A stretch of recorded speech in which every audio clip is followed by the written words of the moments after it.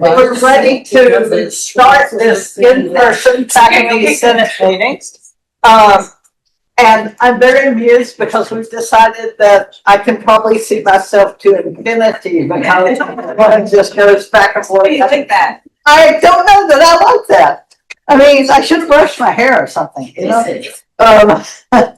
So, it's nice to see everybody in person. Please remember there is food. So please eat the food and feel free to get up at any time during the meeting and get more food.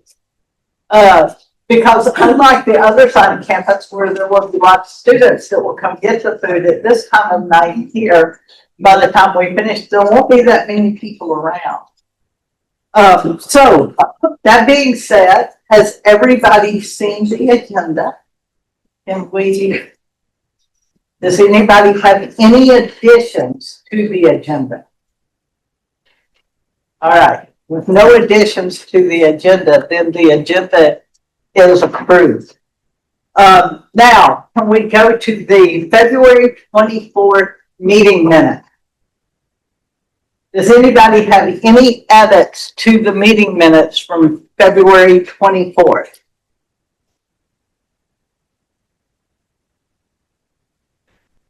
So we're okay? All right. Then we can. The one thing I've learned from going to the budget meeting is that if nobody has any edits, then they're just approved. You can just approve them. It's an amazing thing you learn. All right, which moves us to the president's report. You have from here to about here. I know, and it is a little strange to. I mean, it is best to absolutely ignore what's on the screen from my perspective and just look at people in the audience because it's very strange to actually see what's there. So I'm going to ignore that. I'm going to be looking at you, looking low, and looking you in the eye. It's so good to see you. I'm glad to be an in-person meeting. And I realize I haven't been at Faculty Senate now since the end of last year, because I'm trying to think. I know that the January meeting was something related to the legislative session. I'm thinking the February meeting might have been as well, but I honestly don't remember. But forgive me, I do have some news, and I hope that it's not all old news for you. Some of the things I wanted to share, because we did have a very good legislative session, and so it turned out to be one where we were going in with some of the biggest requests that I think we'd ever had. And we did see quite a bit of success. The governor finalized action on the FY27 state budget and approved $1.5 million for the higher ed department and institutions statewide. So that's just everything. That's not an increase. That's the total budget. But it was an increase of about 6.5%. For the entire higher education sector. For UNM, that was especially positive across all the campuses. Recurring funding increased by about 8.2%, with significant investments that many of you are aware of, dedicated to expanding the healthcare workforce and through UNM Health Sciences. So there's quite a bit of funding there, but also some other areas. There were strong support for several of our institutional priorities, investments in what we call the ING fund, instruction and general funding, major capital outlay investments for the School of Medicine, something I think you're probably all quite aware of. And the new funding for Lobo athletics programs and facilities, and I'll tell you a little more about that.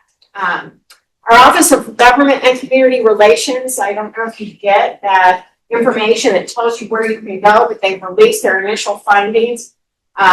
They've prepared a comprehensive report that you can go and read the entire thing, and it's laid out in a way that you can get really a lot of detail if you're so inclined to want to understand everything that's part of that.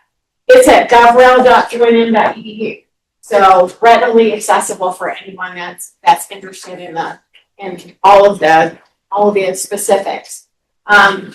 We did release findings related to an ongoing feasibility and development plan for for athletics facilities expansion. We're mostly focused on our football stadium, and it's a phased approach. It's not really just about the stadium. It's really about that entire area where we have athletics facilities and the creation of an environment that becomes kind of a destination. So because we have a lot of our athletic facilities right there, it goes beyond just what we might do for the stadium, which I think is a five-year plan with the initial focus on just trying to deal with the fact that we don't have enough restrooms and very narrow corridors. So it's the kind of place, in fact, where people get so caught up in the crowds when it's a game like New Mexico State.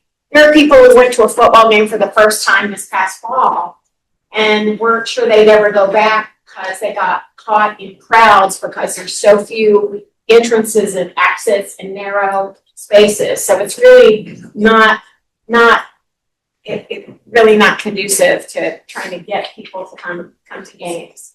The phase one centers on a proposed $58 million package of high impact improvements. So we're grateful to the legislature because they provided us $28 million in House Bill 2, up to $20 million more that was part of another House Bill 8. And I think there was a recognition of the economic impact of investments of this sort for the economy, both in the Albuquerque area but beyond. And I think that's been one of the selling features, and that's been a focus of the legislature for some time, in fact. We're strengthening the healthcare future by expanding education, training, and clinical capacity. And so you know about the major investment in the School of Medicine. We have recognized after a great deal of study and that the facility that we've had for our School of Medicine, Fitz Hall, it's very old. Well, it's from the 60s. It's, what do they call it? Brutalist architecture. I probably said this to you in another meeting back in the fall. It's not the kind of facility that is easily remodeled. And I've done a tour there where I saw laboratories that had, little curtains up, and we kind of amazed the great work that can be done by faculty, even in what I would regard as very trying laboratory circumstances. So our capacity to recruit and retain faculty could be, I think, greatly improved by an excellent School of Medicine facility, which I think I've said all along is an investment in the state of New Mexico. It's not really as much an investment in the University of New Mexico. Because what we're really trying to do is create an environment where we really are increasing access to healthcare, increasing the production of physicians and many other healthcare workers. And there's a lot of work that goes into that, as I'm sure that many of you have talked about before. I know the provost has had that on her mind as well. But the legislature provided the avenues for getting the necessary funding. And the allocation that's here in my notes, I think this is correct, but we may be off by a slight amount. Turns out to be about $546 million. That is huge. That is just unbelievable. And the fact that we received that funding and support for so many other things is what I find truly remarkable in this last legislative session. So a few other things have been going on. I guess one of the things everyone's aware of was the approval through an unusual mechanism of a 1% compensation increase. And so that was, agreed upon by the governor. We weren't sure what would happen. And so you might have heard that there was 1% on the table, then 1% off the table, then 1% back on the table. So, we've moved forward with that. We got our Board of Regents meeting just recently. In terms of personnel, I wanted to share that the Board of Directors of New Mexico PBS has named Phil Hoffman as the station's next general manager and CEO, and that start date is effective tomorrow, April 1st. Can you believe we are at April already? Just a couple of weeks ago, we did a press conference announcing Ryan Merriman as our next Vice President and Director of Athletics. Some of you who follow athletics know that our previous athletics director had an opportunity after only 13 months at the University of New Mexico to move to Colorado.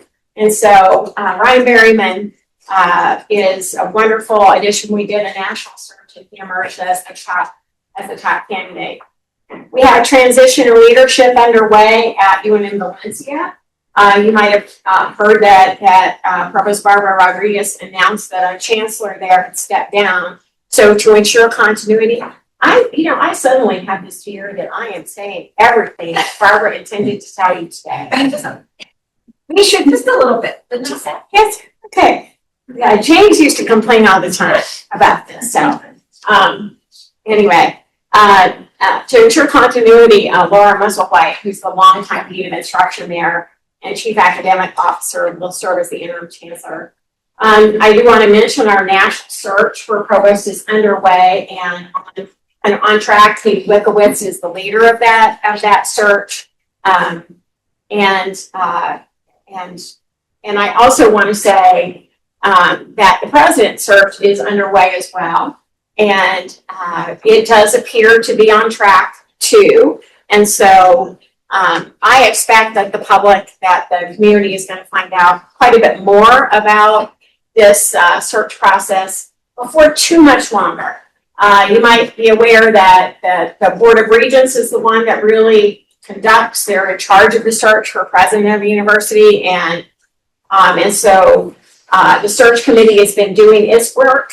But really it's the Board of Regents that need to confirm the announcement of at least 5 finalists. We have a state, we have state law that actually demands that we produce 5 public candidates for a university president here in New Mexico at UNM, and it applies, I believe, to all the other 4-year institutions in the state.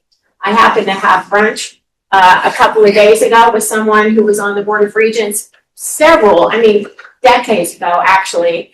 And I discovered that this board member feels that she is responsible for this legislation because she conducted a presidential search a long time ago that people were afraid had not been public enough. That there was, I think, maybe one named finalist. I hear this debate across the country about how to best do presidential searches, and I get why people worry about the one finalist model coming out, so I get it. But I will also say there are real challenges with requiring that there are 5 public candidates. So, but the great thing is that this community will have the opportunity to, once those candidates are announced, their interviews will be announced. They will have public forums, and there'll be chances for the community to weigh in and provide the regents with feedback about how the community sees those candidates. So I'm expecting that there'll be more to come before too much longer. In terms of campus news, I hope you're aware that we were recertified as a Carnegie elective classification community engagement campus. This was something that we first achieved early in my tenure. I really believe in universities as that's why I call us the University for New Mexico. I think the public flagship institution, really, we serve globally, we serve nationally, but we also are part of our communities. And so being this designation is reflective of what I think we do all over the university all the time, which is engage in our communities. And we also have been redesignated as a National Center of Academic Excellence in Cyber Research. And that was extended through 2030. So that reflects our strength in interdisciplinary collaboration and research excellence. Our Center for Southwest Research received an extraordinary gift from an acclaimed Hollywood filmmaker and alumnus, Brian Levant, whose career-spanning archive is now housed in Zimmerman Library. So the collection marks the center's first major television and film archive, something new. And you know what?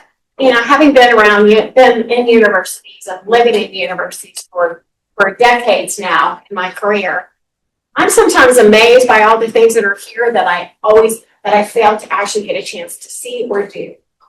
And I just want to say, I hope you all get a chance in our incredibly busy, challenging lives sometimes to enjoy what it means to be part of the university and have opportunities to engage intellectually with so much of life.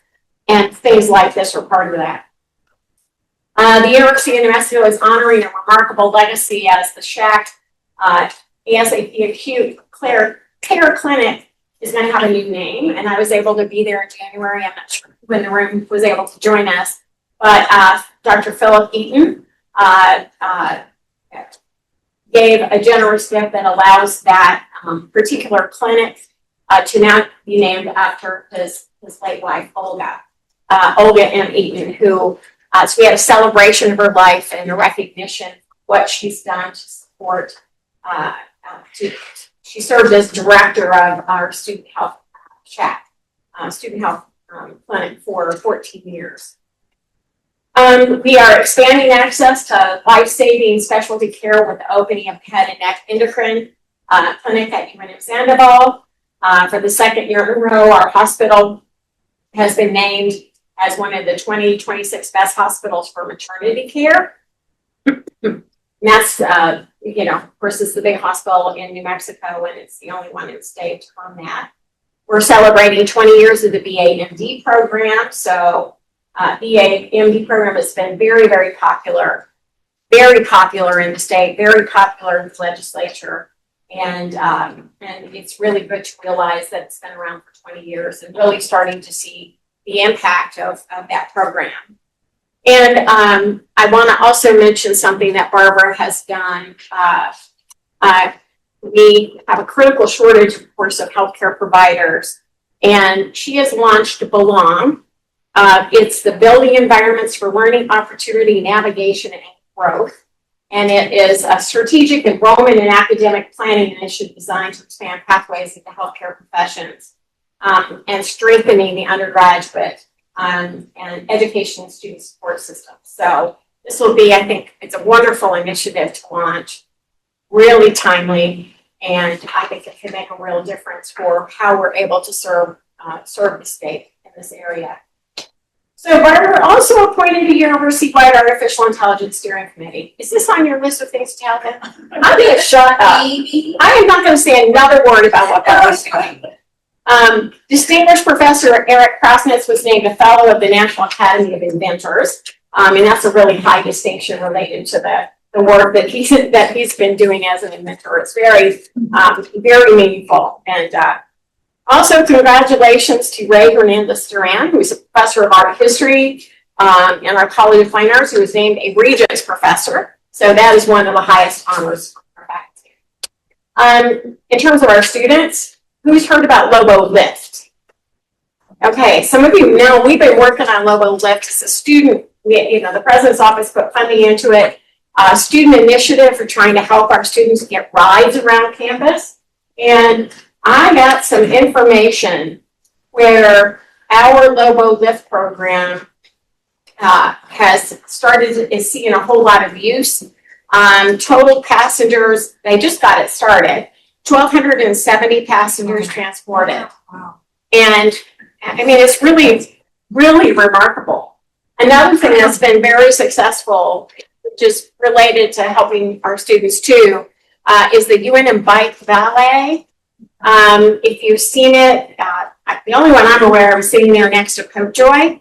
But they had 2,565 total check-ins in the fall, and so far this year through March 25th, they had 1,353. So, those are two things that we've been able to do that have really helped our students a great deal.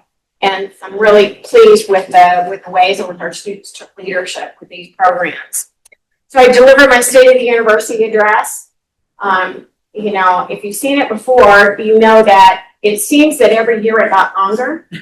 And every year I worried more and more that I was going to lose my voice while I was doing it. I wish we'd figured this out before, but because it was my last State of the University address, they wanted to change it up a little bit. So we did a little differently. I only spoke for about 10 minutes, and then we had a count.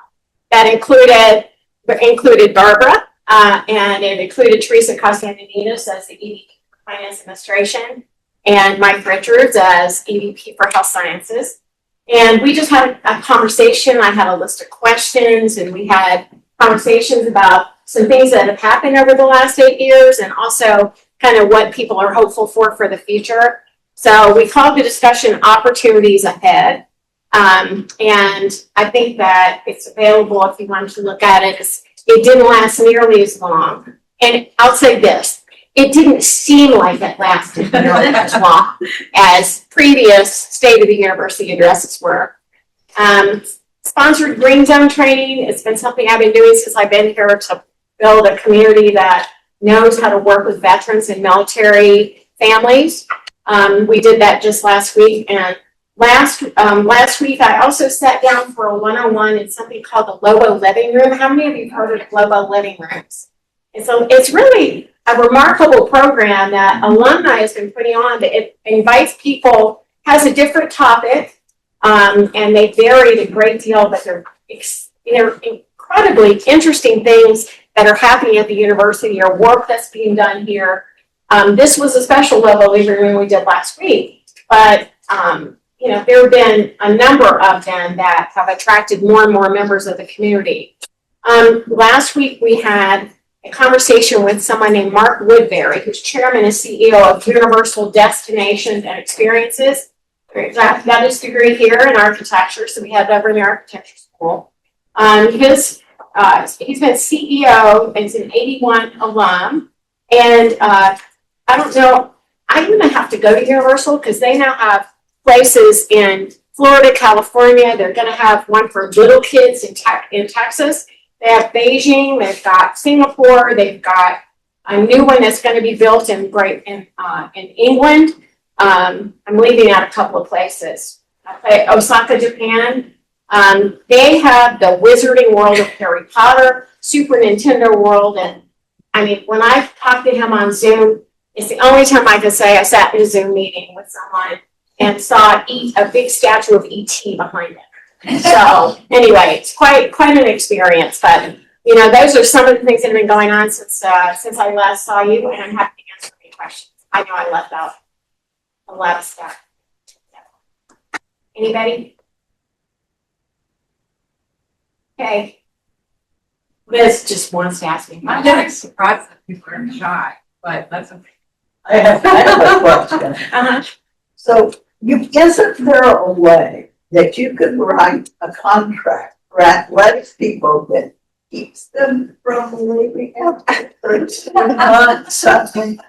Well, we've been working on that. Okay. Yes, there was a major buyout that Fernando owed the university because he left at that point in his contract.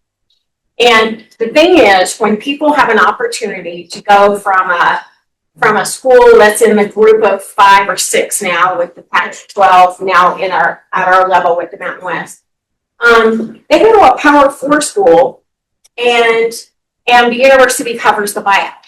And so I did consider increasing the buyout amount so that he have to pay us for 50. I think the original one was a 50% of the remaining contract. The flip side is you're trying to recruit somebody, and if we let them go without cause, then we owe them what is a kind of the equivalent amount of money, and so that's a factor in how this works. But I did consider moving it to 75% of the entire remaining contract if you leave within a period of time. But then it turned out that it's a challenge I just said. You've got the balance of what if you've made a bad hire and things, well, anyway, it's messy. I do have a question, but I don't know that the answer will be public or accessible to you, but I just wonder if you can shed any light on, after some years of compensation increases that were more generous than 1%, Yes. the story behind the basic story of why we were at 1% to begin with. And I guess that's a pretty stunning outcome. Yeah, I would agree. right. So the thing that we kept hearing over and over again had to do with the fact that we continue to have tremendous access to one-time funding, one-time monies at the state level. But and I wish I could remember, Barbara, you might remember, I'm not remembering for some reason, what is the recurring cost for all state employees to get a 1% increase funded by the state? But it's an astronomical amount of money. And the belief was that there wasn't sufficient recurring funding that could be promised. They've been suspecting a real downshift. The projections are a flattening of the revenues that are being generated at the state level. And so, and I think they were focused on putting one-time monies into trusts and endowment type funds that would generate and maintain important programs at the state level, some of which benefit us, the Opportunity Scholarship, but some of the other ongoing issues. I mean, I think the Child Care Initiative, the Universal Child Care Initiative was an expensive proposition for the state to support, and so there were so many of these big initiatives, and a belief that perhaps too much commitment that was, a recurring commitment was not something that they could support. I was still surprised. I heard last fall that it wasn't going to be what it had been. But I still remain surprised that that's where it landed. So, I mean, I'm sure there's more information, but I don't really have access to more information about it. Thank you. So, anybody else? All right, thank you. Thank you. Thank you.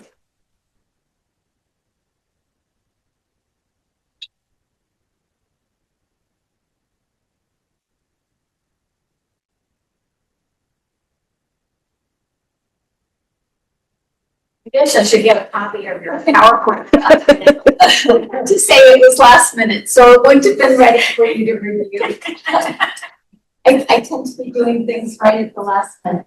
But thank you for having me. My name is Barbara Rodriguez. I'm the interim provost, senior vice president for academic affairs. I'm really pleased to be here, not only here presenting, but in person with you. So thank you so much for the invitation. I'm going to share a few updates and things that have been happening in academic affairs, and then I welcome the opportunity to answer any questions that you might have. So as President Stokes mentioned just a few weeks ago, I announced that our chancellor from UNM Valencia stepped down. I'm really pleased that Laura Musselwhite, who is incredibly dedicated to the Valencia campus, the Valencia community, was willing to step in as interim chancellor. She is so dedicated that she wanted to remain dean of instruction and interim chancellor. And I said, no, it's not a good idea. Not a good idea for you to be able to do both jobs at the same time. So I'm really pleased that she has recruited 2 senior faculty members at the UNM Valencia campus to serve as special advisors for internal academic affairs issues and external academic affairs issues. She didn't name an interim dean of instruction, but she divided the work up in ways that made sense to appoint 2 full professors at the Valencia campus to help support her through the coming months. There will be a competitive search that will be announced sometime in the future. I'm trying to work through some details around that, but I'll keep you informed as to the next chancellor search for the UNM Valencia campus. But kudos to Laura and the entire campus for their support. We are going to be celebrating 40 years of Scrivendi. Scrivendi 40 years at Honors College, an award-winning, student-led publication.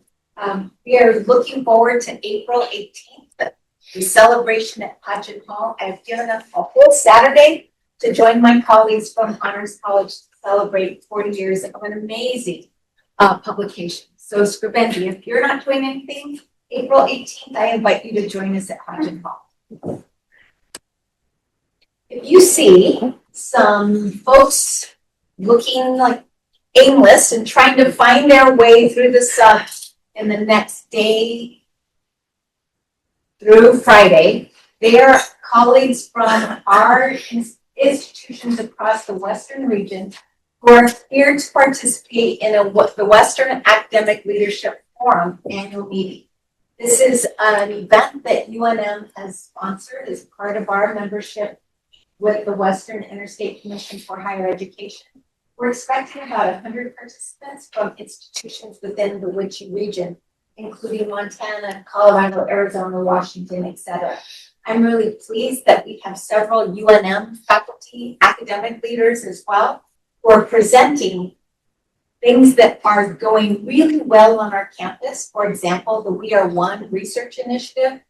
VP for Research, Ellen Fisher, is going to be presenting that programming to our colleagues from across the Western region to help kind of share creative ideas on how we face current complexities and how we're creatively finding solutions. So that's the theme of our annual meeting.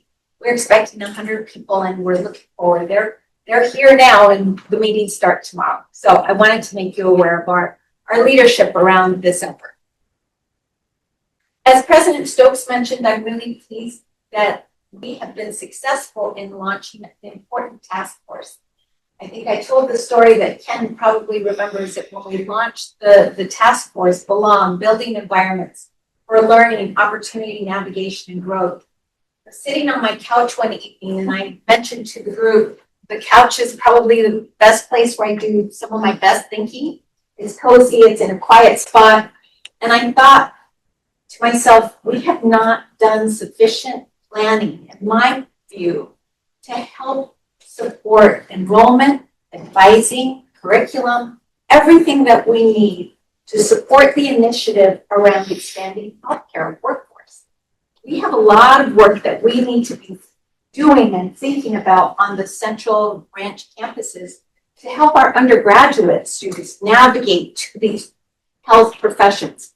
So I took the bull by the horn, so to speak, and created a task force that's co-chaired by Pamela Cheek, our Vice Provost for Student Success, and Jennifer Love, the Chief of Staff in Academic Affairs. I'd like to share with you in the next few slides the subgroups that we have charged that make up Belong. Our working groups include a group that is focused on recruitment and enrollment marketing, and that is chaired by Dan Garcia, our Vice President for Enrollment Management. We also have a second group that focused on general education and our service course alignment and how we think about that in supporting our health professions track. That is chaired by Pamela Cheek, and you'll note that we have amazing representation from the community, not only our central campus, but we have representation from CNM, we have representation from our branch campuses, and we have every school and college on the health sciences side represented on this task force.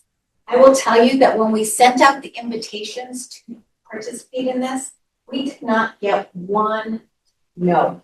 Everyone signed on and everyone recognized how important this was.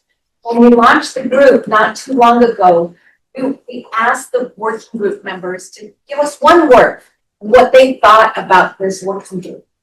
Many of the responses was, it's smart, it's timely, it's critical, it's necessary, collaborative. There were incredible support across campus for this work. So I can't express to you how grateful I am to everyone who's signed on, because this is going to be work. You'll note that we have Erin from CNM and we have Brent Pickett, our Dean of Instruction from Los Alamos, represented here as well. Our next working group is chaired by Ken Craddock, our Director of Pre-Health Professions. This is focused on student success and the health profession track, their student journey. Next, I think we have one more group, and this is chaired by Shelley McLaughlin, the Associate Dean for Health Professions, Interprofessional Health here on the health sciences side. You'll note we have the School of Medicine, Crystal Ward from Pharmacy. Thank you, Valerie Romero-Leggett, our Vice Chancellor, for Equity and Inclusion for the School of Medicine, Laura Burt for the Health Sciences, Valerie Romero-Leggett. So incredible participation. They are right now in the phase of doing their landscape analysis, and we are reconvening after they do their landscape analysis. We are on a very ambitious timeline to set forth recommendations, ideas on what we need to do to be prepared. We expect that information to be ready for us at the end of October. So a lot of work that will happen from now through October. Did I get through all the? Oh, an important one. Fiscal modeling. This is really important. Nicole Dobson from Academic Affairs is leading this group, and you'll note Joe Robo from HSC is also on the group. We have Carolyn Gutierrez, our Senior Operations Manager, who does the room scheduling, because room scheduling is a problem. We want to make sure that we're maximizing our room schedules as our room capacity, as we have many, many sections that we need to offer of biology, for example, and not enough class space. So we're working through those kinds of complications. Okay, that's belong. President Stokes also mentioned that I launched the AI steering committee, and I'm really happy that Jean Mark Emmons from the College of University Libraries of Learning Sciences agreed to chair this important effort. He has about 17 participants on the steering committee, and each of the participants are members of one of 3 teams. One of the teams is focused on teaching and learning. The second, on research and scholarship, and third, administration and operation. As an example, I was in an academic program review last week, and one of the site visitors mentioned how concerned a graduate student was around academic integrity when it comes to AI. The graduate student coming forward and saying, I'm concerned that we do not have clear policies around academic integrity and artificial intelligence. This is the group that is right now engaged in looking at how other institutions' policies address this issue and coming forward and drafting a policy for our consideration. So a lot of work, and very pleased with the cross-campus interest. We keep getting emails from faculty and staff and students who are interested in joining this committee. We're being careful to not make it too big, because then it becomes difficult to manage and schedule and get the work done. But a lot of interest in this work. So thank you to the campus community. All right. I have to credit Justin Vendel. I don't know if I don't see him present. I don't know if he's on faculty senate or not. But when you see him, you tell Justin Vendel that I listen. Because way back in the beginning of the academic year, when I was highlighting the faculty on the Albuquerque campus who received Research Creative Works Leadership Awards following the 10-year promotion process, I was proudly announcing who these recipients were. Justin said, what about branch campus faculty? If you all were in that meeting, you'll probably recall. So I listened, and I went back to work, and my team created, in collaboration with our deans on the branch campuses and our chancellors on the branch campuses, we now have a new award that is very much focused on the work of our branch campus colleagues. We wanted it to be an award that really represented what it is that they do. So I'm happy to announce that we will be, for the first time, awarding a branch campus faculty member the Outstanding Professional Achievements for Branch Campus Faculty Award at the end of this 10-year promotion cycle. So I wanted to let you all know that this is happening, and kudos to all of you for sharing your concern, and kudos to my team for making this happen. And more kudos to our team for working really diligently with United Academics of UNM. We have reached a Unit 2 agreement. Remember, Unit 2 is our temporary part-time and term teacher faculty. We're really pleased with some new aspects of that contract. We have extra compensation available for professional development activities for our Unit 2 members. We have an evaluations article where temporary, part-time, and term teachers teaching can be evaluated. We have an MOU in place where we are examining, Chris Elder is leading this effort. We are examining the pathways by which Unit 2 members, TPTs, and term teachers can move to continuing faculty position. What are those pathways? What do the data look like? And how can we make that feasible? So we're working, they had their first meeting just yesterday, so we're working toward that effort. We're really pleased with the work that came out of that negotiation. And I'm learning a whole lot about emerging technologies, including quantum science. And this has become a real focus, not only for our university, but for our state and how it can contribute to economic development. We are on the cusp, I would say, as a state of really meeting the challenge that is emerging technologies, including quantum. And I'm sharing this with you so that you know that what we're doing in academic affairs is we're looking at pathways, time critical, time sensitive pathways where we can create graduate level certificate programs with current courses and putting them together in coherent ways so that our students can walk away with a graduate certificate in quantum science, for example, as we move through the important process of developing perhaps a new degree program. But we wanted to get something quick, fast, responsive, something that would help us meet the demand and look more toward the medium term in thinking about new programs, new degree programs. So this is an effort that is just underway. I met with the team on Friday morning and I wanted to share that with all of you. And I think that might be it. So I'll stand for any questions that you might have. Thank you so much. I mentioned the AI Security Committee was launched. Are there any deadlines around that work? Like, would there be policies, always make decisions in the fall? The fall seems quite, I'm not sure how realistic the fall might be. I'm not clear about how the work is going to be scheduled over the summer months, but it is really critical that we get some policies out there as soon as we can. We have to work smart, we have to work efficiently, but we also have to develop a really well-considered policy. So keeping all of those things in mind, I know the team is working really hard. I get regular updates on how things are moving forward, so I will keep you posted. I will express your desire for something as soon as possible. Liz? Yeah, on the same question, if the main deliverable is a wise and sound policy, where is it supposed to land? Is it an administrative policy or something that comes to the back? It could be all of the above. Okay. There could be aspects of AI that should be rooted in UAP. Yeah. And there are other aspects of the implications around AI that might live in fact.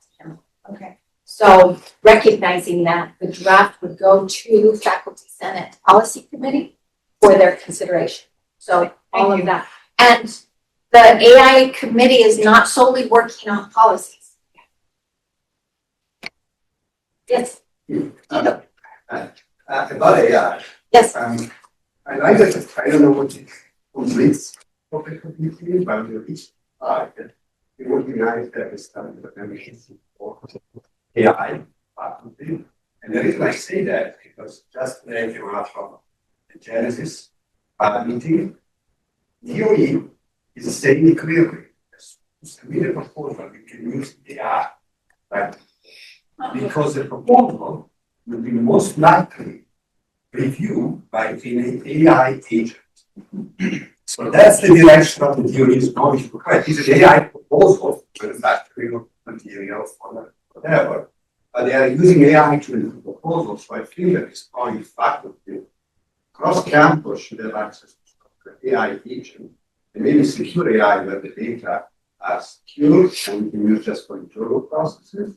But that's just a general comment. I want to press to that you said use AI because we will review it. We're in a whole different world, aren't we? But That would be the way back when, yeah.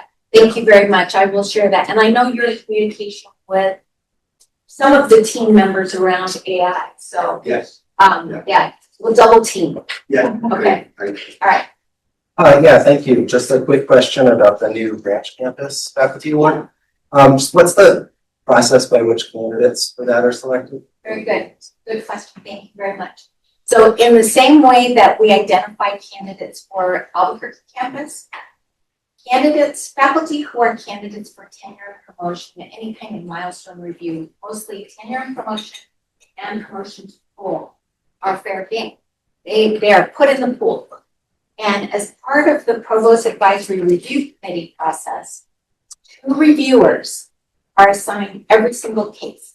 So both of the reviewers have to say, this is a candidate worthy of consideration for this award. Then the associate provost in my office convene and they take a look at the list, they review the dossiers, and they decide on, do we need to whittle down this list or do we send the whole list to the provost? And that list then comes to the provost and the provost makes the final decision. So we mirrored what we do for our Albuquerque campus faculty. Dr. Rodriguez, we have a question online and also a comment from Tracy Lassiter at the Gallup branch. Thank you, Dr. Rodriguez. Shout out to Justin Bindle for being our branch advocate, as well as Christian Sibrock is our chair of our branch council. But Tracy, do you have a question you wanted to add? Yes, I just wanted to say, first of all, I'm very excited to hear about the ground project, Belong. And I think that is an important first place to begin is with the health careers, because certainly we need that up here in Gallup. But I'm also working with Ken and some other faculty senators here on the student success breakout group. And this is exactly the kind of idea that we've been kicking around to try to ensure student success, for example, for the students from our branches who transfer to Albuquerque. And so I just wanted to say that it sounds like a really good model and I hope it goes well.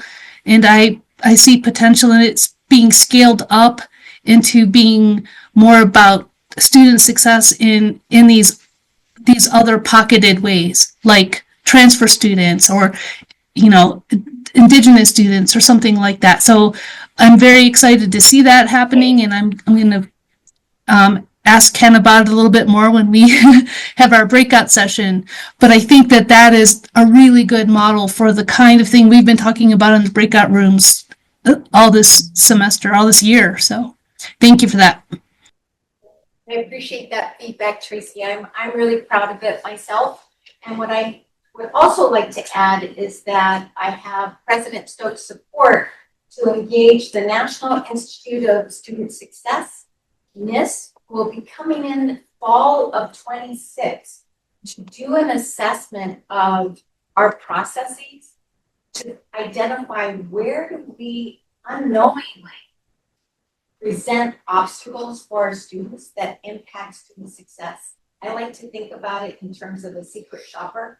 You kind of do this under the radar kind of an examination to see how quickly does an advisor respond? How easy is it to register? How many messages does a student get? The real nuts and bolts to see how we can streamline things, either get rid of some things, enhance other kinds of strategies so that we're clear about what our students encounter that may be negatively or positively impacting student success. So that's happening in the fall. Lots of things happening. And if I might piggyback on what I just said, I mentioned earlier back in the fall, one of our first meetings that was in person, the tracking the students when they transfer to see what their graduation rate is, what their success rate is, and where are they? Where are we losing them? If we are. So especially I think with our indigenous communities, I think that there's a lot that seems intimidating or confusing. And I really hope that, as I said, as this project scales up, that it can be addressing these other demographics. So thank you for letting me, add on there. I appreciate your perspective. Another question?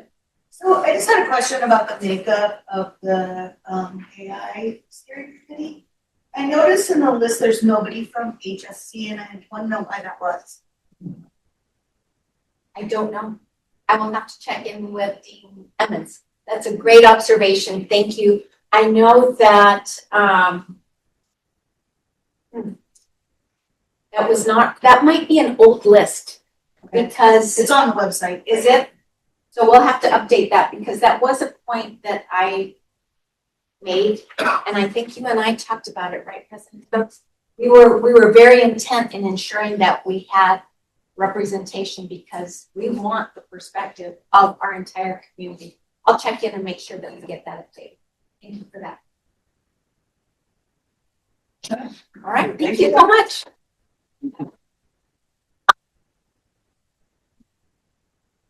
All right, we're off to a good start so far. So I have a few brief notes because we do have a very full agenda. First of all, the practical request. There is a list set out now for people to sign up for committees and all of the things we tend to start asking you for this year. So it's really important to sign up for the committees that require faculty senators, but also encourage the people to sign up for committees that don't require people to be a faculty senator. Because these are the committees that ultimately have control over the policies that come to us for a vote. So if you haven't already signed up for something, I strongly encourage you to do so. And if you've lost those emails already, we'll send them out again next week. Also, clear expectations about being there. When you do get on a committee or faculty senate, it's really important to show up. There's always this tendency to say we're busy, but when we're busy and we don't show up, all that means is that you took what you agreed to do on the backs of other faculty members who are probably also equally busy. We tend to only see our own busyness and not the busyness of other people. Or at least I do. And so shared governance is one of those functions that we all need to be involved in and take seriously. So I wanted in this light to highlight one specific immediate need. We all agreed that we were going to work on revising the dean evaluation that is sent out by Faculty Senate. And so I need volunteers to help do that.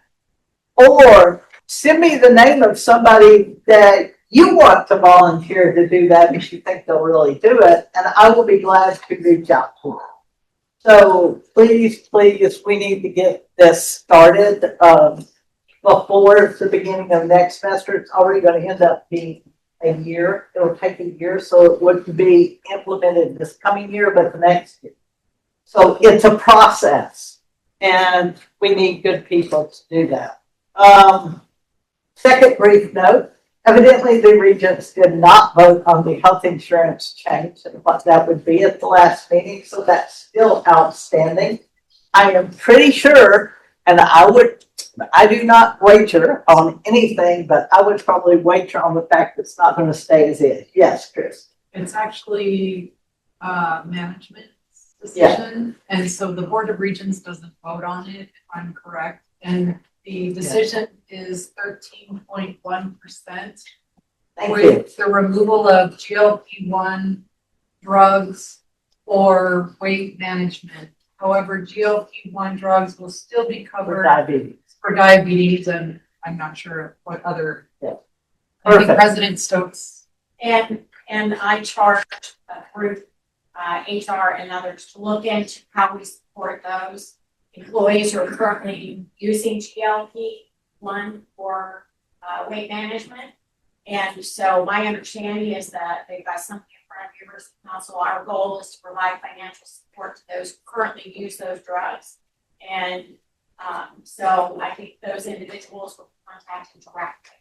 And then we'll be evaluating over time, you know, this landscape, figure out how to cover these things going forward. Yeah. It's going to be a significant problem. We preach prevention and preventing people from being diabetic and hypertension, and then we finally find something that works. And the solution is to say, nope, not doing that. Cost money. So, so it's an interesting process. So, but I'm grateful they're trying to do something for people that take them and have found them helpful. And finally, there's going to be a policy addressed here next up on the agenda that is policy C10, an exception in the College of Nursing. It was brought by Dr. Sood to the Council on Governance, AF&T, and the Faculty Senate Operations Committee. And after discussion, we decided that it really needed to come to the full body for a discussion. And to keep there from being any indication that I would be totally biased and couldn't draw that line, I am abstaining from this conversation, and I am turning this over to Chris, who is going to lead the discussion, and the body will speak. So what you guys decide is what the Faculty Senate Operations Committee will recommend. Thanks, Roberta. So, Dr. Akshay Sood, oh, yes, here, hi, Dr. Sood, sent the three arms of faculty governance, Faculty Senate, COG, Committee on Governance, and Academic Freedom and Tenure, a request for an exception to policy C10, employment and advanced degrees, specifically section 1A related to faculty that states no member of the faculty may be awarded an advanced degree by the university in the same department or degree program in which the faculty member is employed. So the College of Nursing is asking for an exception to that policy in a certain instance, I guess you could say. There are 5 lecturers in the College of Nursing who have applied for the Doctorate of Nurse Practice degree, applied for that program. During the application process, they have been interviewed, and following the interviews, they were told that they cannot apply due to the C10 section 1A policy.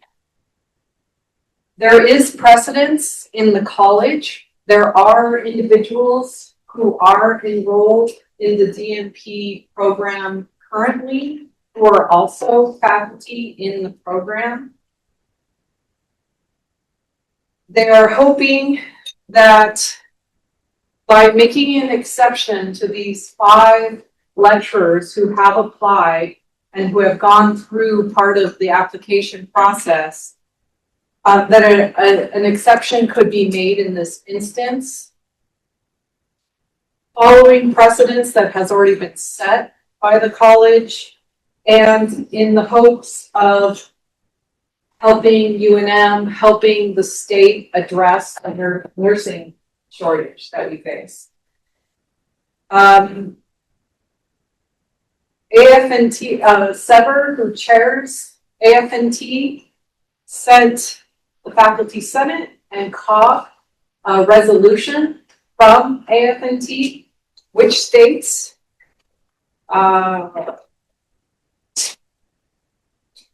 it's this long, so hang in there. At the March 27, 2026 meeting, AF&T committee considered the request from Dr. Sood to support the exception of the C10 policy for the College of Nursing. AF&T unanimously voted to support executive leadership's allowance for an exception to policy C10 to permit an individual faculty member to be awarded an advanced degree by the university in the same degree program in which the faculty member is employed. This support is specifically for the current situation in the College of Nursing. AF&T also emphasized the importance that the administration should proactively manage any conflicts of interest that may arise if the exception is granted. So I'll just also add, the precedence that was set by the college should never have been set because it violates faculty. Yes. Can I just say that there's a little bit of a discrepancy because the people that are applying are not teaching in the same program in which they're applying. So for example, they're teaching their lectures in the undergraduate program. However, they're applying to a graduate. Okay, so you're saying, So it's not like they're teaching in the DMP program Yeah. and they're getting their degree. You're teaching in the college, not. Correct. okay, and to your point, looking back at the policy, it does say no member of the faculty may be awarded an advanced degree by the university in the same department or degree program. Yep. Thank you for that. So when I brought this to the university secretary's attention, she pointed out that the College of Nursing is a non-departmental nurse college. And so she understood the term department to be the same as the college as per the introduction to section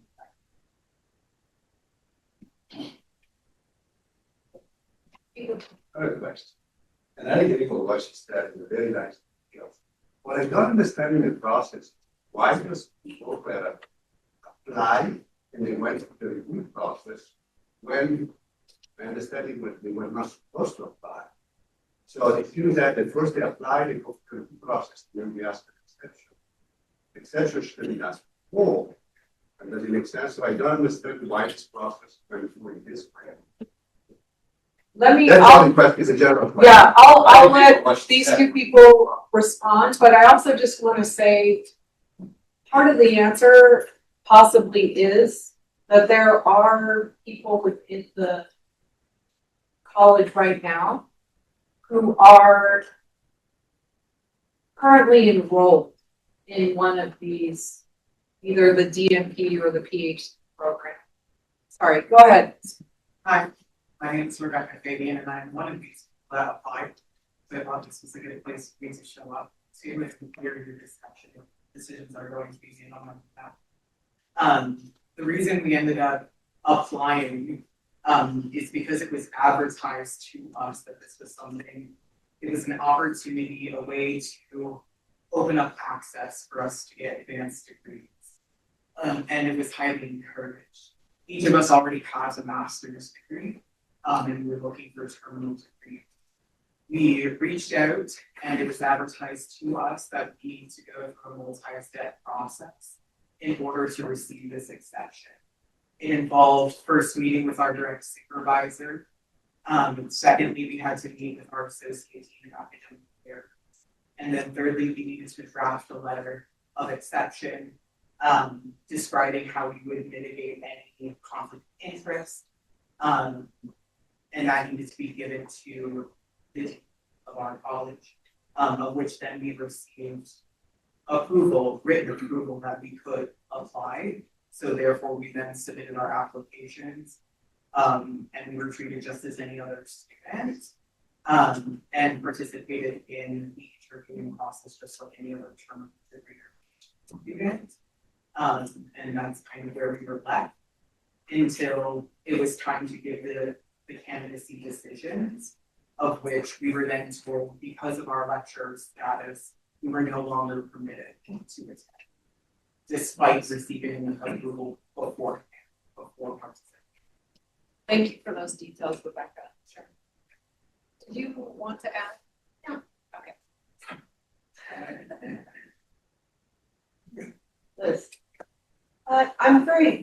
sympathetic to the request for exception, particularly since there are all people in the College of Nursing who are essentially doing the same thing and who are recruited and invested time and so forth.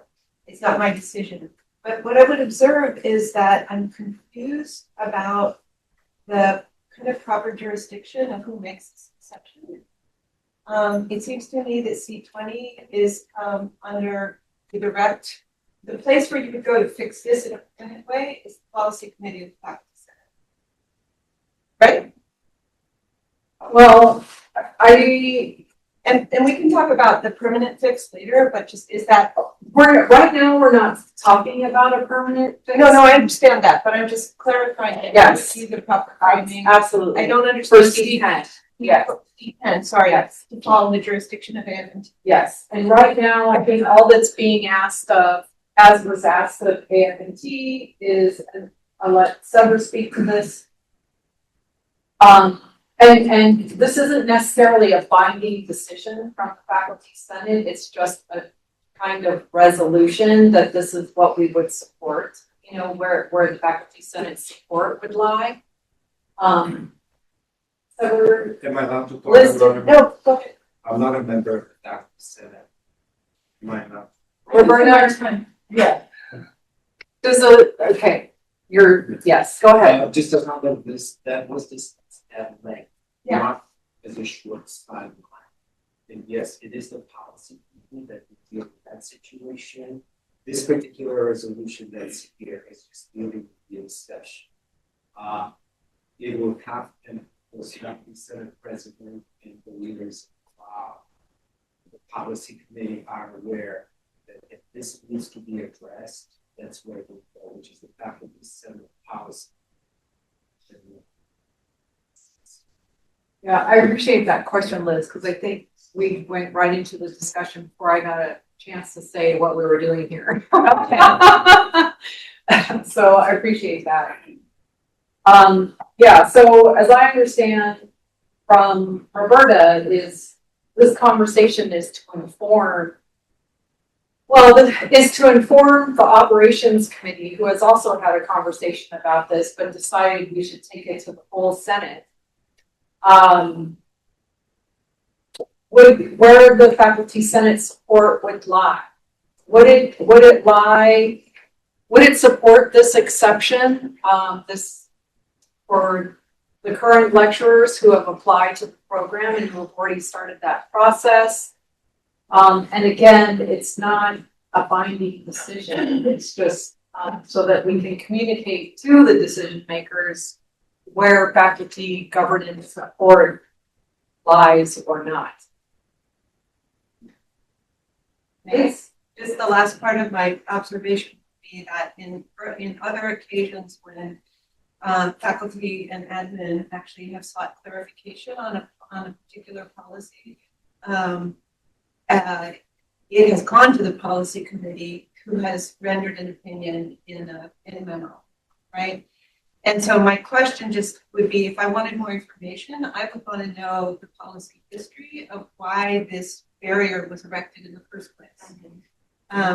Because I appreciate that the process that they've already followed in the College of Nursing has already identified potential conflicts of interest and how to avoid it, which is most excellent.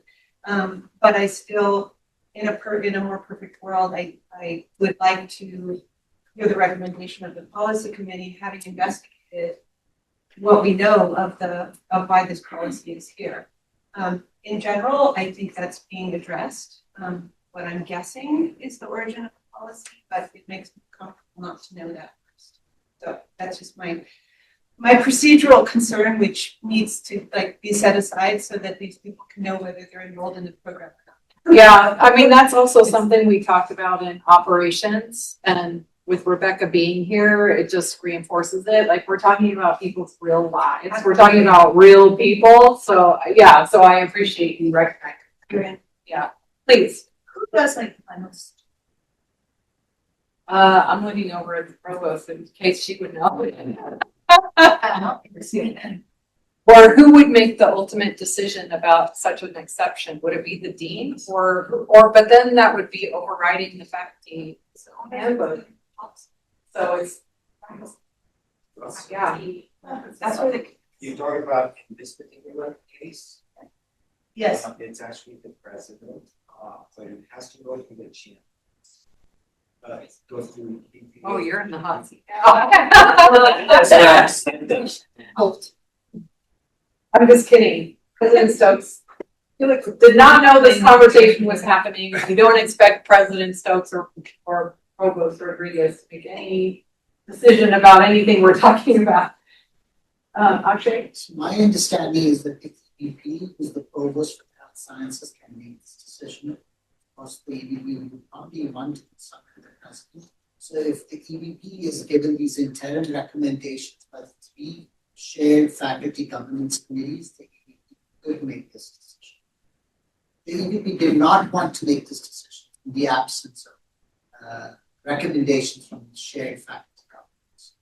I see. Thank you, Akshay. That's helpful context. I think that maybe partly addresses what you're asking, right? So this. kind of, sort of. Sorry. Please. I think as well, beyond this specific situation, there needs to be consideration of what this implies. As already been indicated, a precedent that should never be set opened up this door.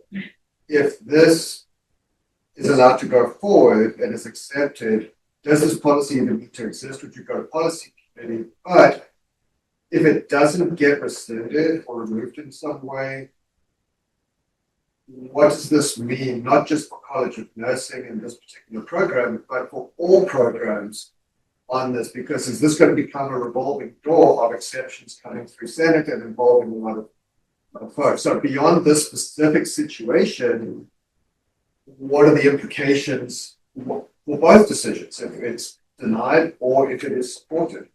Yeah, that's something that operations committee talked about, short term versus long term. Like, is there a way to address this in the short term? And if there was, however that's decided, there would still need to be a decision about what needs to be done in the long term, right? So that's part of what the conversation as well. Tito? Yeah, following up, where my okay, move forward. Following up on this one, it seems that there's not a clear policy for asking for an extension. So maybe we have to have that one of that. If we want an exception, we know what we have. And this year, and we can communicate clearly. We have this last exception. So we always vote from who's approved. I think we need that at this point because it's not the first exception and it can be worked very hard. Thank you for that. Natalie, wait, Liz will tell you.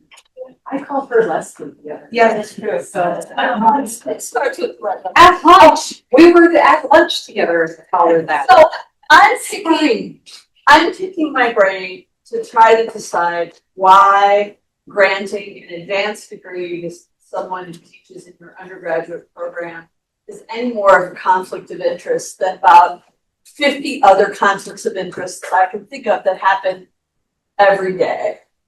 And I literally just can't think of why it's worse than like all kinds of other things. So if someone can illuminate me as to like what the problem is in the first place that we have this. Yeah, I believe is to complete the second teaching about the graduate level, master degree, while we cannot increase the educational level. Well, where should we go? Yeah.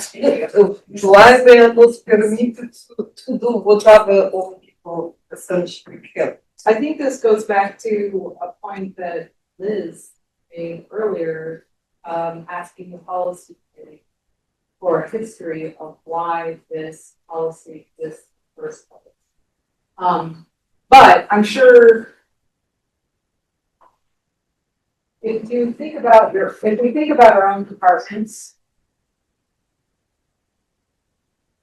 is it easier to consider where conflicts of interest might lie?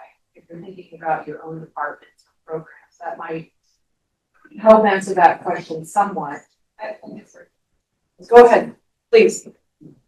My name is Max Pedro. I'm also an undergraduate faculty at College of Nursing and Applied for this postmaster's meeting. I just want to speak a little bit to what my understanding of the history is. So I think this policy was last updated in 1975. And that was before we had a lot of nurses pursuing DNP. So DNP as a degree wasn't even really on the table right there. And I think it makes sense to think about not I think it makes sense in the idea of an R1 institution to bring PhD researchers from outside of your university and have one their researching and a broader perspective. And so that's why I think that's the history. It does make sense not to just keep like only the people you know and then promote them and teach with them. And as well as the conflict of interest of if you're teaching with your like teaching a class and you're my teacher, of being colleagues, coworkers, and the student-teacher relationship. But like we mentioned, in the undergraduate program, we never co-teach with the graduate people. It's completely separate. So I think, and we did discuss the conflict of interest in the, that we didn't not expect any special treatments or anything, and we did go through the entire application. I think that's something to keep in mind when considering this, that the policy was not made, just like we aren't a departmentalized college, we also have it, we're looking for a terminal degree that wasn't even around when that was made. Just observationally, the phrase of the law is the number of faculty may be awarded in the case. That's down the line. They can start pursuing it, and then all these issues can get resolved in the time it takes to pursue it before it's awarded, right? I'd be so thankful. Stay tuned. I will say that in the introductory notes, if in section B of the handbook, where it kind of really tries to define the vocabulary in the policy, it does separate down, like, yes, defining department, and if you don't have a department, you're considered a concentration. And I don't work within the concentration of which I'm applying to. I'm 100% siloed away from them. But I will say, like, after spending lots of time reading these sections back and over and over and over again, I will say that the language of this particular policy or intent could be updated and modernized to be more inclusive. That not only does it separate, like, does it really need to delineate out PhD or people that have their terminal degrees really a master's level? Does it really need to differentiate between those things? Why can't it just be inclusive of terminal degree, and then that is what it is for each discipline? And then department versus concentration versus chair is up to the rest of you grown-ups.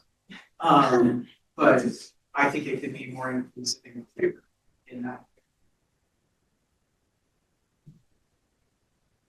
Is it weird that this policy Oh, hasn't I'm sorry, just, I'll come back to you, go ahead. I think this is true for the College of Nursing, and no one is for College of Nursing where we are. We're the only school in the state where you can get a doctorate.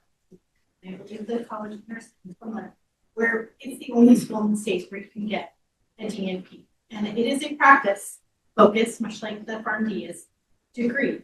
And so, unlike PhDs where we gather PhDs from all over, we have a high number of our faculty who are alums because 81% of practicing pharmacists in New Mexico are alums of Pittsburgh. It's a point of pride for us, but it's also this piece that goes to the antiquated nature of the language that we're looking at degrees that didn't exist. I can only speak to pharmacy. I don't know how long DNP has been, but it started in the late 90s, which well after the 1970s. And I can see how this creates an issue of structure where I do think that looking at the whole policy so that we can provide opportunities for faculty that are already providing education for our students in a way where they can engage contact with other faculty in that way.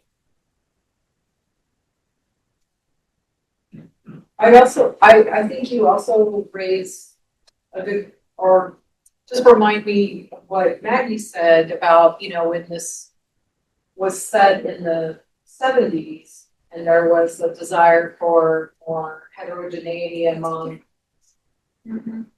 Okay, but, something to be thinking about is, as we're thinking about C10 or other policies, is retaining the people that we have here in New Mexico, right? So that's also part of what the operations committee has talked about and how important that is. So I hear you saying that with the Farm D program. Yeah. Yes.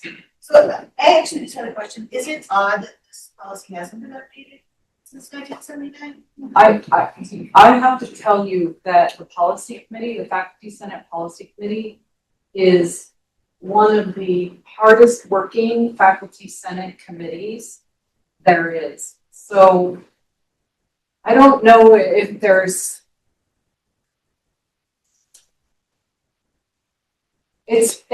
I can't tell you, I do not know in what order or how or why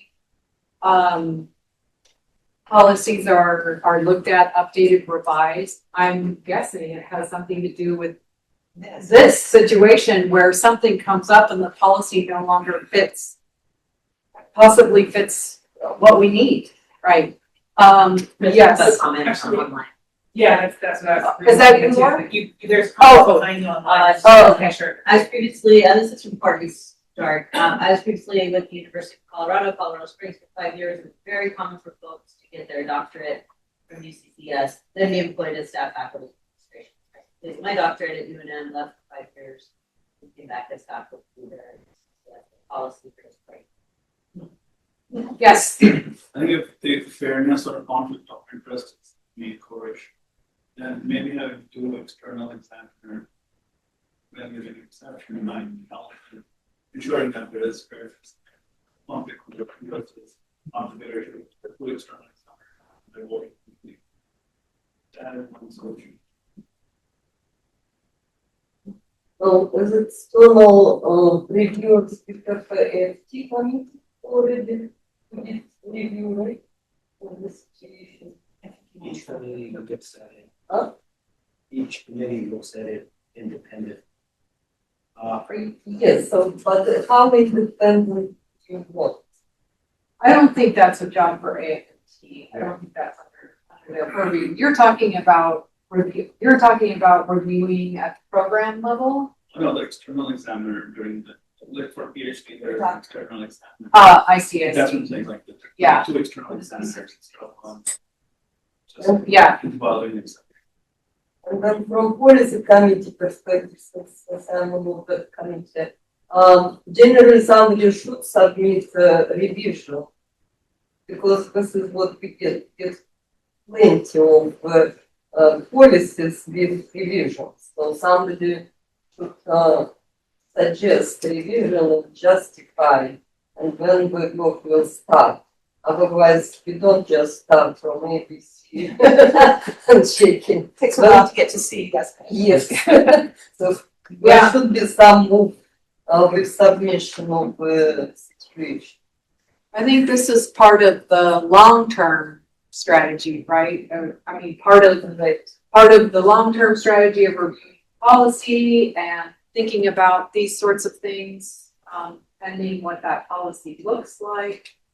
I just also want to make it clear that this is on the agenda as a discussion item. We're not voting on anything today. I think part of this is to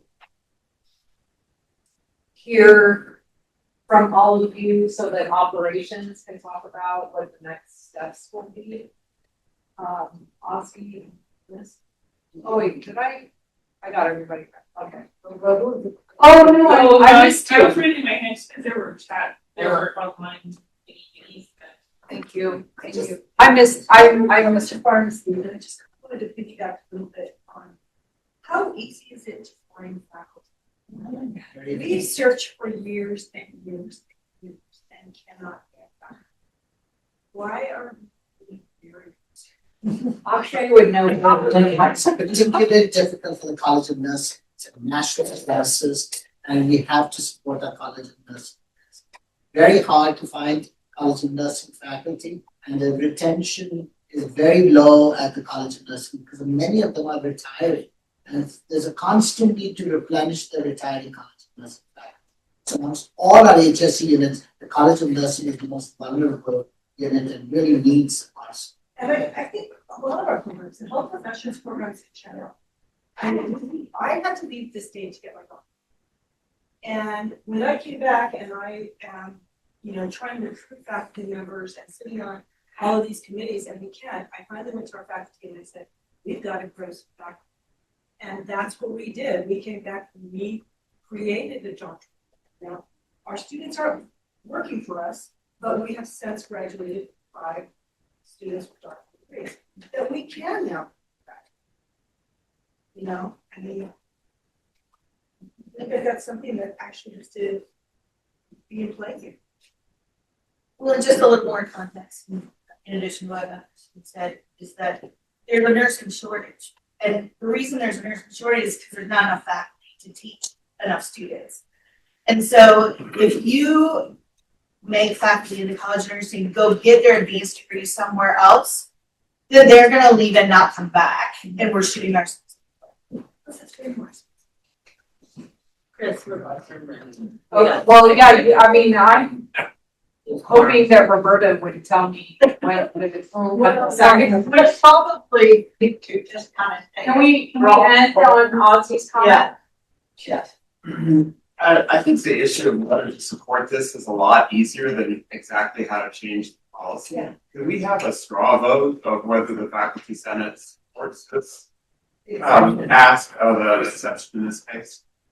Okay, but I'm gonna ask, like, I can't vote because I don't have a vote as past president, and I'm asking other people who aren't senators in the room not to vote.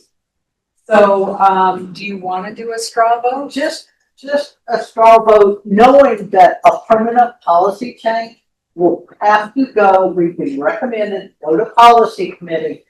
Policy committee will have to do that work and then bring it back to the full Senate. This is only about the one-time exception for the people that honestly, the administration made a mistake and telling people what they told them, but it's not the fault of the town. So we need a straw vote. Yeah. Can I second the straw vote? Can I Yes. say yes to the straw vote? On Yes. the basis that I think it's really important that the Senate do something here and not cede this decision to an administrative office. Amen. And with That's- due respect and gratitude that it was brought to the Senate in the first place and to all of us, I really thank you. But there is a distinction there. Yeah, and one of the reasons that I wanted it to come to all of you is because first of all, I considered myself conflicted. And second of all, because it's a violation of the faculty handbook, and if anybody's gonna make a recommendation to do something, it should come from us who control the faculty handbook. Which is why I always say, we'll write up strong language, just like Sever did, saying exception, one-time exception, it's your house order type thing. But a strong vote would be very helpful. So. It looks like. Teresa had something, right? That one's for the online, we can do a. Oh, okay. Sorry. Okay, okay. Sorry. Yeah. Okay, so, yeah,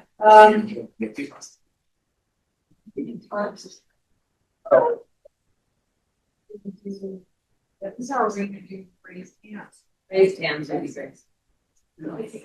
Oh, okay, okay. Raise your hand if you support the exception. And you're a faculty senator. And you're a faculty senator.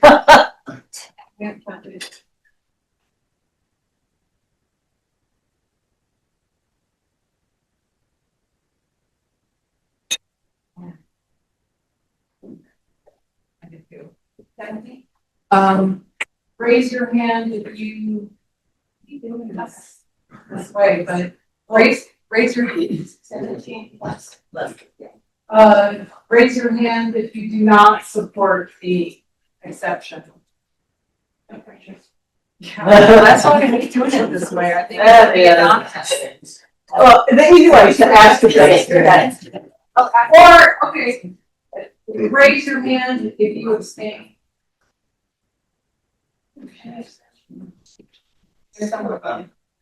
Okay, so you just add in 17. Yes, these people, are you going to compile the comments? Yeah.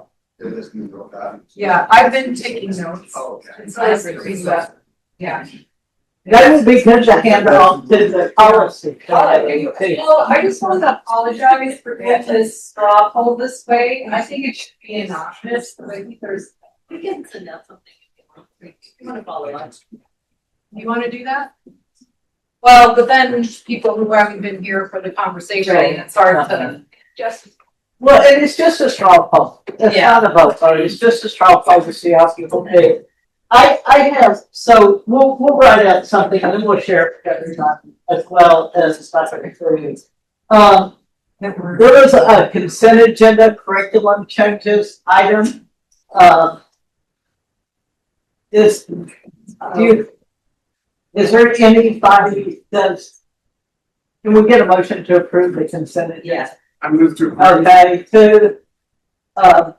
and then, I don't know if you can put up an online for the online. Yes, I do have that. Does anybody abstain from the consent agenda? I have never seen anybody vote against it in my entire time. Anybody opposed? All in favor of the consent agenda or curriculum changes? That looks like it's unanimous, except you're getting the online videos. We did have an item that we're gonna have to postpone, which was the posthumous degree request, because I don't think the person that was gonna present it was able to be present.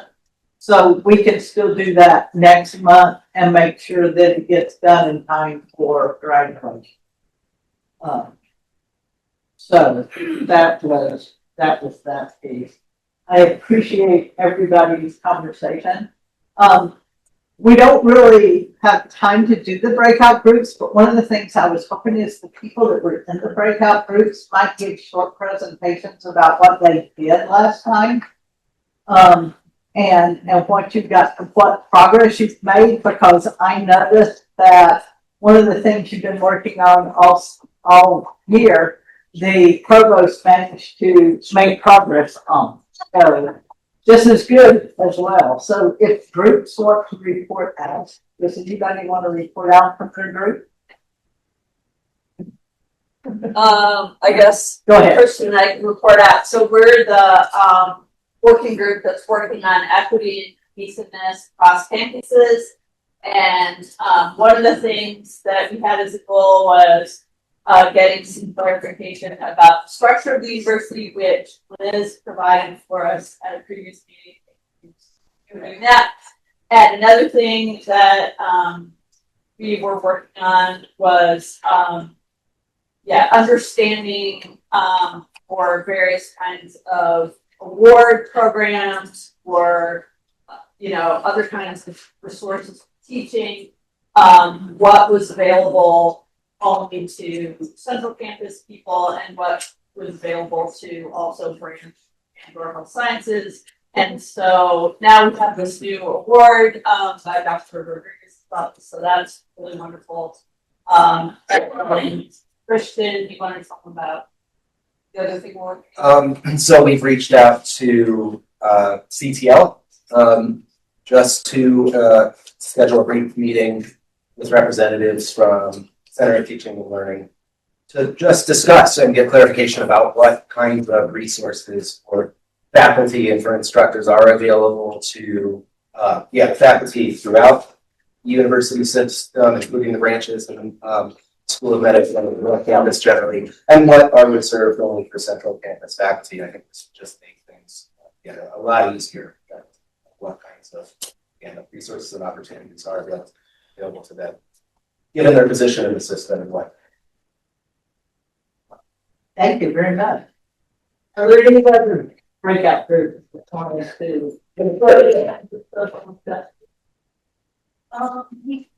We didn't meet last. okay, and one more, go ahead.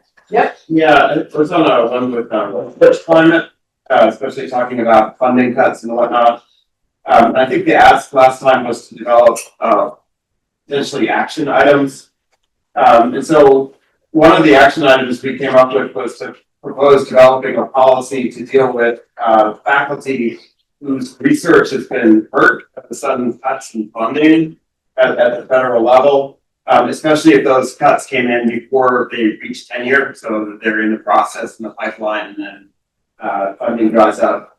And basically, perhaps we could model this on the response during COVID times, when there was like more consideration taken of this. The second action item was to encourage the faculty senate to develop a resolution to urge the president of UNM to ask the legislature for help with funding to support affordability for nursing education. One of the big things that came with student loans was a redefinition of nursing as not a professional degree, which is nuts.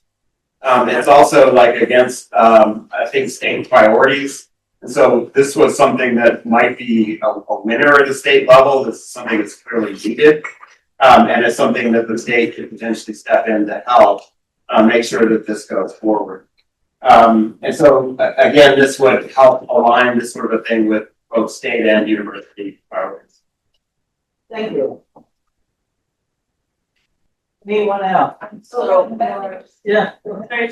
I love nurses, I'm married to a nurse, but that they're actually impacted a lot of the health sciences. So for example, public health, they all are public health universities as well. Public health folks are really more professional. So I think like I love it, but I would like to have yeah, I think we could kind of include all of the OTCT. Yeah, right. Like there's a number of there were a number of health sciences books that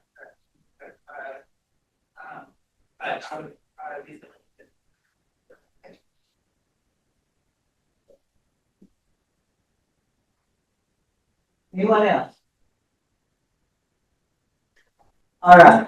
Can I make Yeah. an announcement at this time? Absolutely. Thank you. Sorry I talked too much. I just wanted to let people who are interested in that AI task force know that the OSSA Council, formerly known as the University Council, has a panel on AI tomorrow that includes Dean Emmons at the library and a number of other educators. They're doing that 12 to 1 online tomorrow. And if you write to DSA or the university office, they can, but those are open meetings, so people might want to jump on that.